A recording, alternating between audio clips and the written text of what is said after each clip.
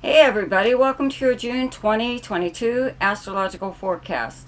Keep in mind that this is just a general reading. However, if you would like to have something more specific like your own chart done, there's a link below in the description box to my website where you can check out my services. There's also a link to something called Ask Me a Question, which is for people who only want to know maybe one or two things about their chart. So there's a link below to that too. I would like to take this opportunity to thank my subscribers again for their continued support.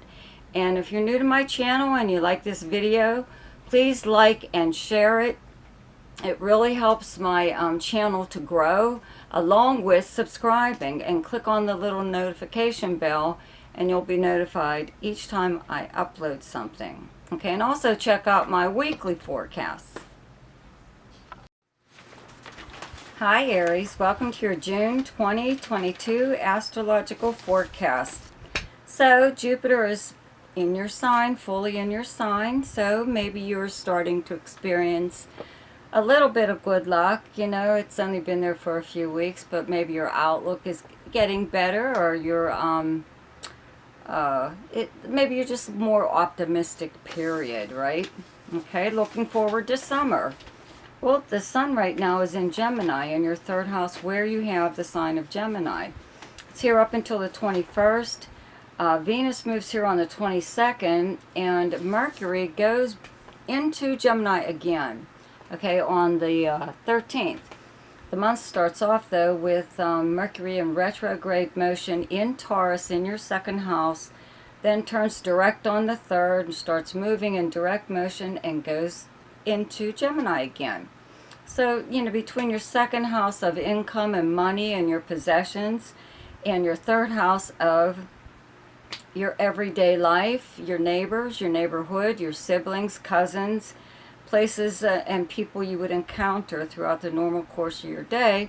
And this also being a big, you know, like travel and communication house and the written word, but also like regular postal mail and email and voicemail, text message, all that stuff, you know. But I would have to say that, you know, having Jupiter in your sign does open up a lot of possibilities for you. And so maybe you haven't been able to travel as much as you would have liked lately. It could be just due to the fact that it's kind of horrendous trying to travel anymore, you know, especially like we just had Memorial Day weekend in America, and a lot of flights were canceled. So you just like never know, can you go or can't you go? So you may be actually taking a road trip at this time, just traveling nearby, like local. It's like local travel, which is like an overnight stay or a weekend or even just like a day trip,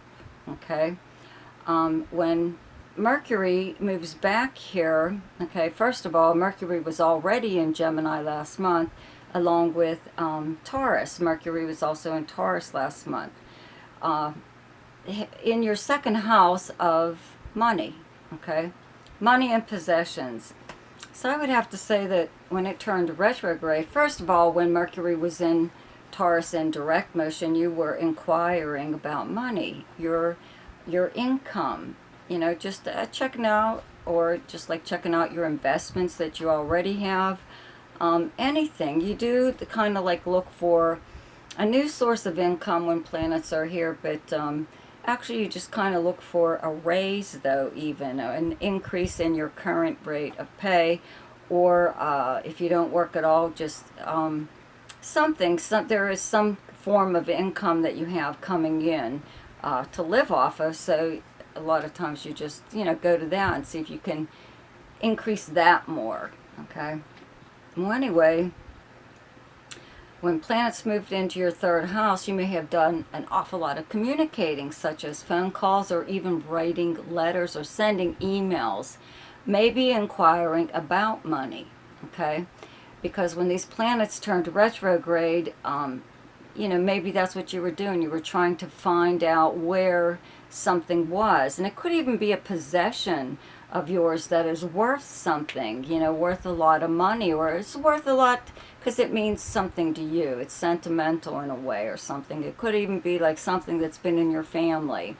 And maybe you lost track of it, or you're just not sure where it is. Maybe you've been trying to find out, contacting relatives and stuff like that. So now that Mercury is in direct motion, you'll be getting a lot of answers. You know, it seems that a lot of times when Mercury retrograde is the ability to review something that, you know, so maybe you could use it for that, like this past so many couple of weeks. But when Mercury first went retrograde, it does screw up your communications, period. You know, it seems that you can't reach the people you need to get the information that you want. You're always, if you're making phone calls, you're put on hold, or you're sent to someone who has no idea what the hell you're talking about. But there is someone there, though, that can help you. You're just not getting to them, okay? So you wait till Mercury goes direct again, then you make that phone call, and do it at a different time on a different day, just in case you end up, you know, getting the same person who is, that's the day that they work. You know, try to do it on a different day so you don't get the same person again. But information or communication of any kind that you wanted, that you needed or something, flows a lot smoother now, okay? Especially if you needed to get something kind of important out, you know. Could be a letter. It could even be like just a conversation, but it could be something that you write, you know, that you need to send to someone. There's actually a full moon in Sagittarius, okay, on the 14th in your 9th house where you have the sign of Sagittarius. It's directly across from your 3rd house of Gemini. And both of these are communication and travel houses, but the 9th house is long distance or foreign travel even. But it's a communication house, and around that full moon, I would have to say that some kind of inquiry that you made, you may get an answer at this time. The 9th house is also the house of legal matters. Many other things, but whatever you were inquiring about, it could be a legal matter, but it could just be about money or valuable of yours that you own, okay? Maybe you're even just like getting it appraised or whatever, okay? So anyways, though, a full moon brings a possible problem that has kind of turned into an issue to the surface where it can be dealt with and then done away with. So once you get some kind of communication, I would have to say, excuse me, it's probably a letter in the mail, you know, you know, it may not be good news or whatever, but at least you got it out of the way. Maybe your family or friends encouraged you to keep going after this very thing, you know, telling you should do this or find out what happened here or there or whatever.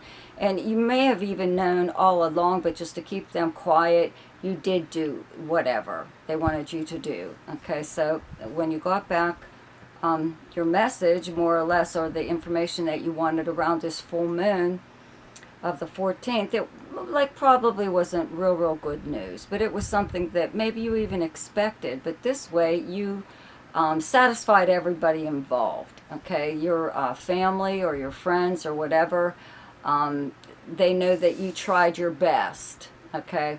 Because it could be something that really still is yours, you know. Somewhere down the line this issue will come up again, okay? But your first attempt to find out something, maybe it's just not very good news, okay? But it doesn't seem to bother you all that much. You could also, though, with Mercury being direct, okay, in your 3rd house of your everyday life, okay, you're doing an awful lot of running around your own neighborhood, around your own area. You're having more contact with your neighbors. But for some reason, maybe you're just even shopping or something, but for some reason you are running around your own area a lot more than you normally would. And having Venus here from the 22nd on just means that a lot of people that maybe you run into throughout the course of your day, okay, that you are just in the mood to have light, airy, pleasant conversations with them, with practically anybody. A lot of times when Venus and Mercury get together, especially, the conversation revolves around something nice, no drama or any kind of problems. The conversation has to stay on the weather or something or other, something light and airy, not something that is going to bring anybody down. So it looks to me like you're having like a nice exchange, at least at this time, with the people closest to you. This is also the house of siblings and cousins, so you might have more contact with them right now than you normally would.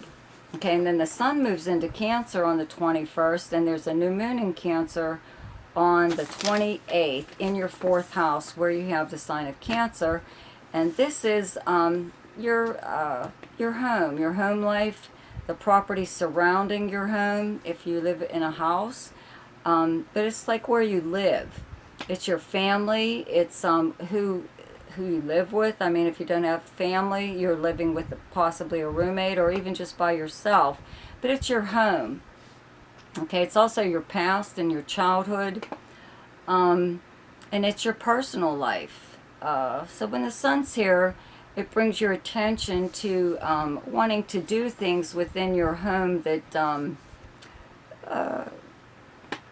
improve it in some way. There could be something that you've been wanting to buy for your home, but it could also be something that you wanted to buy for yourself that you can use in your home for yourself. Okay, especially around this new moon, I believe that you all are doing something like that. You could be even just creating a little section wherever it is that you live that's specifically for something that you want to do. Even if it's just like working out, you have like a little mini gym or something there, okay? And it could be because, like I said, you have Jupiter in your sign, and it usually gives you the energy or just the interest in doing something different. So you're trying out new things, so maybe you've always wanted to, I don't know, dance or something, so you decide you're gonna, I don't know, start dancing in your own home, but you need an area to do that, to move around or something. Whatever interest that you have, though, I believe that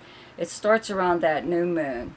Or if you do live with other people, there's a new rules, being laid down in the way things are run in the house, or who does what, as far as chores go or something. And this could be like with your family or even with a roommate, some kind of new beginning where it's probably better for everyone, but you need to change something or you want to change something. But it is, I think, better for everyone, not just you, okay? So there's 2 planets that turn retrograde this month. Okay, the first is Saturn in Aquarius, turns retrograde on the 4th. You have Aquarius on your 11th house of friends and associates, any kind of organization that you belong to, the places where you go, like with your friends, normally where you would go to hang out. It's also social media, so you can socialize online. You don't even have to go out in person. This planet's already been retrograde quite a few times here. Saturn's been in Aquarius for a while, so this isn't like the first time that this has happened. But what happens is usually, excuse me, when Saturn is here, period, there may be someone in your group of friends that tries to hold you back, or prevent you from moving any further when it comes to even like your goals, because this is your house of your dreams, hopes, and wishes also. But it's a really nice networking house, but it's a nice, not just networking, but making friends. You can make some really good friends also that are influential, so it's, not really going to hurt, right? But there could be somebody there that's more than likely jealous of you and doesn't want to see you like get anywhere or meet anyone that could possibly help you further your career or your life, period, So with this planet turning retrograde, maybe they are leaving the area, You know, maybe they're not even going to be part of your group of friends anymore, and you don't have to deal with them anymore. Or they chose a new subject, you know, to torture or whatever, because they saw that they weren't getting anywhere with you. But when you have Saturn in your 11th house, there's just a person there that's supposedly a friend, okay, or an acquaintance, but someone in your group of friends, okay, that just dislikes you, and it's usually because they're jealous, and they try to prevent you from, they try to dissuade people from even liking you or inviting you to things, you know, functions or parties or anything, you know, pretty bad. So this is one of those times, okay. The other planet is Neptune, turning retrograde on the 28th in Pisces, and you have Pisces on your 12th house. Not a very big deal. I've mentioned before, you know, about the 12th house being the house of like charity and charitable acts, but also actions taken by you or someone else behind the scenes or in secret. But this is the house of, excuse me, confinement of some kind, where prisons fall in this area, and also a place like nursing homes, where people are confined to an institution that they can't get out of. One because they're not well, the other because they, you know, broke the law, okay, whatever. So they're in jail. But you could actually be friends with someone, could even be a relative, you know, that of yours that is in one of these places, and you've been helping them for a long time. You've been helping to take care of them, or you do like they're running around for them. You do their shopping for them and buy them things. They give you a list, you know, you go out and you buy. I mean, they give you money to do this, but, you know, when you're in one of these places, you don't have anyone that does this for you, right? So you have to get a family member or a friend or somebody to help you in some way. And I believe that's all that's happening here, is maybe someone's calling on you again for assistance. They need your help, okay? The best time to do something each month is when the moon is in your own sign, and the moon is in Aries on the 21st, 22nd, and 23rd. The best time to lay low is when the moon is in your opposite sign, and your opposite sign is Libra, and those dates are the 8th, 9th, and 10th. The best time for romance, recreation, creativity, fun, any kind of gambling or speculation, and anything to do with children is the 3rd, 4th, 5th, 16th, 17th, and 18th. The best time for money is the 10th, 11th, 12th, 23rd, 24th, and 25th. The best time for your career is the 14th, 15th, and 16th. And the best time for communication and travel is the 12th, 13th, 14th, 25th, 26th, and 27th. So I hope you enjoyed your June forecast. If you haven't already, please subscribe to my channel and click on the little bell there, and the notification bell. You'll be notified each time I upload something. And don't forget to check out my weekly forecasts. Okay, so I will see you next week. Goodbye.